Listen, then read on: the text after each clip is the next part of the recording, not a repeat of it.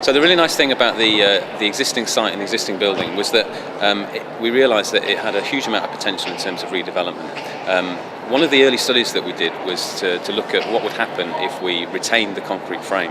The early calculations suggested that that would save about 2,000 tonnes of carbon dioxide, which is a huge amount of embodied energy.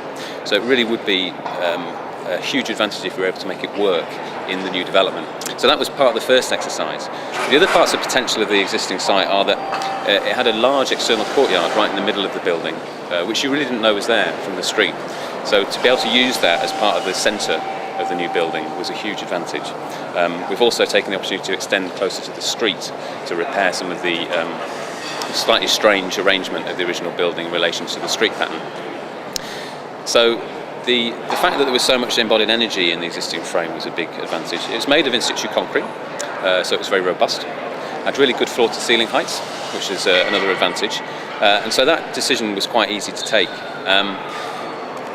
We went on then to think about how we could make the building a lot more acceptable for the users who are going to be working here.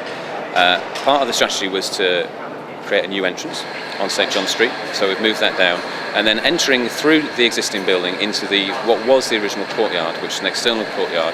And what we've effectively done is inserted a new building into that external courtyard to create this new atrium, which is basically the heart of the new building. We were very lucky on this project to have Cancer Research as a pre-let tenant. They've taken a little over half of the building, and there's already 1,200 people working here, approximately. And when the building is fully occupied, there'll be almost 3,000 people working here. So we very quickly realised that the heart of this building, the new atrium space, had to be a really special place to make this building a really kind of special place and memorable place to come and work. So we wanted to create an atrium where that encouraged people to inhabit the atrium. A lot of the buildings that we visited as we were designing this building kind of had fairly empty atriums which didn't have a lot of activity in it above the ground floor level. So we've basically taken a very simple system of columns and beams, and then we've kind of adjusted some of the beams and columns to create these special spaces which encourage inhabitation and activation of the space, so that you've got an opportunity perhaps to leave your desk and come and sit in the atrium space to have a different view and just take a break from your desk, and also to interact with some of the different users of the building who maybe aren't in your direct team. So it's about creating a special space right at the heart of the building, which everybody who works here can come and enjoy and be part of their working day. Now, concrete is a really useful material, and that it allows a great deal of flexibility structurally. So we set up a sort of standard grid which we followed all the way around this new atrium room, and then we sort of started taking away parts of that grid and pushing and pulling parts of the grid to create these spaces where we were trying to encourage inhabitation. And you can see those all around. So the cafe space, we've removed some columns, which is why we have this great big Virendeel truss, which is encased in concrete. And then we've put these little balcony spaces in, which allow people to just have little meetings, and then larger breakout spaces as you go up the building. So all the way up the building, you've got opportunities for inhabitation and interaction in the building. The concrete itself is fantastic in that it expresses the structure of the space. So the grid is structural as well as visual and architectural. And it was obviously critical that we were able to achieve a very good quality finish, because obviously the finish of the concrete as it comes out of the formwork is the final finish of the building. We very much like the fact that you see the final finish. It's purer in terms of an architectural design, that you see the structure, you're not overcladding a separate structure. But that leads to a lot of technical challenges in making sure that you can deliver a good quality finish on site. So, there's a lot of things as an architect that you have to think about when you're designing a concrete structure like this.